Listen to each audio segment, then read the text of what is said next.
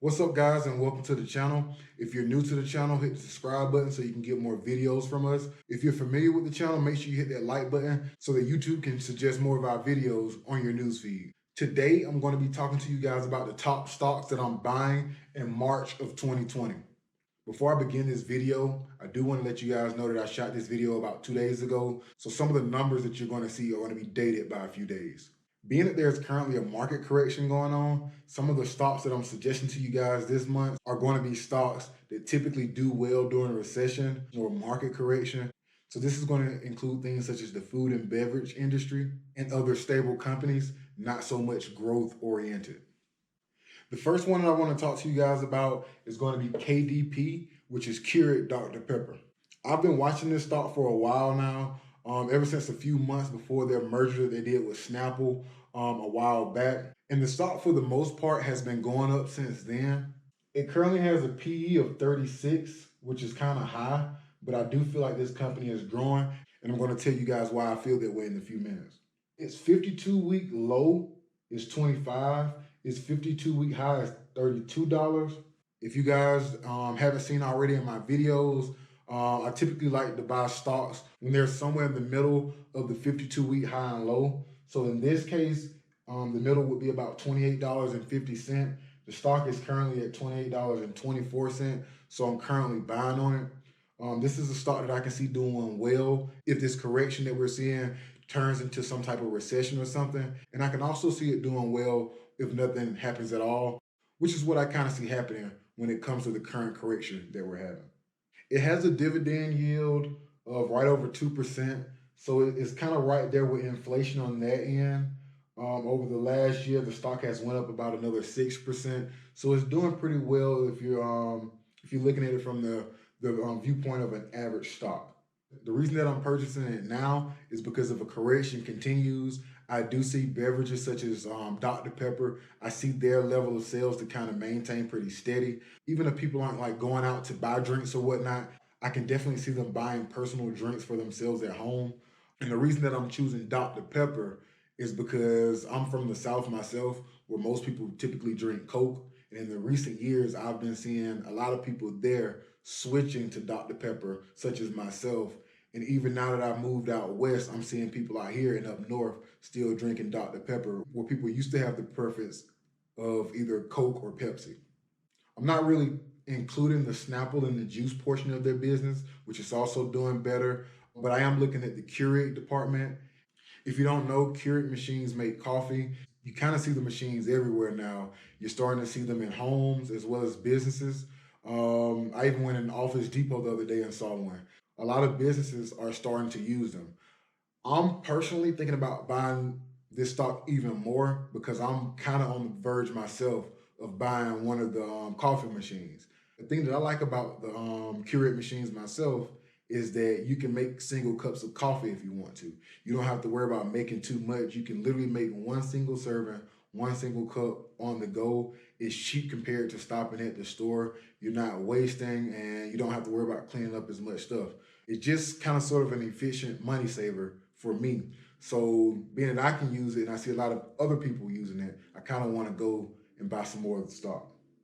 The next company I want to talk about is CSCO. For the most part, they produce and deliver foods to different restaurants and businesses. If you've been out to eat recently, more than likely some of the food that you ate at that business was delivered via CSCO. And I'm certain that you probably drive down the roads and see these trucks all the time. The main reason that I'm buying this right now is because, number one, they deliver for a lot of school systems and prisons. So the demand there seems kind of consistent. And also, I was talking to a couple of restaurant owners recently, and they were telling me about some of the things that this company is doing that they like.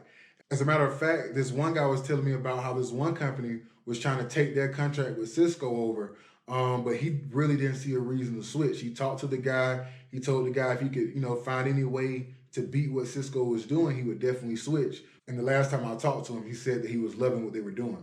Cisco currently has a PE of 21. It's kind of average for what the market is right now. It has a dividend around 2.5, which is kind of right there with inflation. And that's kind of cool because before this current correction, the stock was up about 25% over the past year. With it losing all of that momentum, I think once this correction is over and people kind of lose that fear, I think a lot of people are going to be dining like normal, and this stock is going to bounce back just like it normally would. It's going to go back to that 25% and exceed it. When I'm looking at the 52-week low, is at about 65. The 52-week high is at about 86. So the mid-range on that should be about 75. Being that the stock is $69, that's another reason for me to go ahead and want to purchase some of these shares. The next stock that I'm recommending is Constellation Brands, ticker symbol STZ. A lot of people are more so familiar with the brands that they own, which include Corona and Modelo Light Beer. Outside of the alcoholic beverages, another reason that I'm liking this company is because they purchased about 10% of Canopy Grow. Canopy Grow is a popular Canadian cannabis company, and I can definitely see them doing good in the next few years once more states legalize cannabis here in the United States, possibly on a federal level, and definitely other places globally. The 52-week low is at about 163, and the 52-week high is at about $214. So that mid-range point is about $188. The stock is currently priced at 175, so that's another signal for me to buy. Right now, the PE ratio on it is about 50. I'm not mad at that, especially with the company growing the way it is. Even outside of the cannabis and everything, if you're looking at Modelo and Corona, I definitely could see their sales going up in the next few years. If you look at the amount of Hispanic people that are now immigrating to the United States and offsprings of people who have migrated in the past, I think there's definitely going to be a surge in the demand within this market, so I want to be prepared for it. The dividend on it isn't too bad. It's under 2%, which does not meet my standards as far as beating inflation. But with the growth that I see expected for this company, I think this is still a great stock to own. The fourth and final food-related stock that I'm going to be talking to you guys about is Conagra Foods. The main reason that I'm purchasing Conagra is because recently I've been purchasing a lot of their products. Many companies such as Kraft Heinz have taken losses recently because they haven't found new ways to innovate and find new healthier alternatives when it comes to food. But Conagra, they are one of the companies who are moving forward to find newer, healthier alternatives.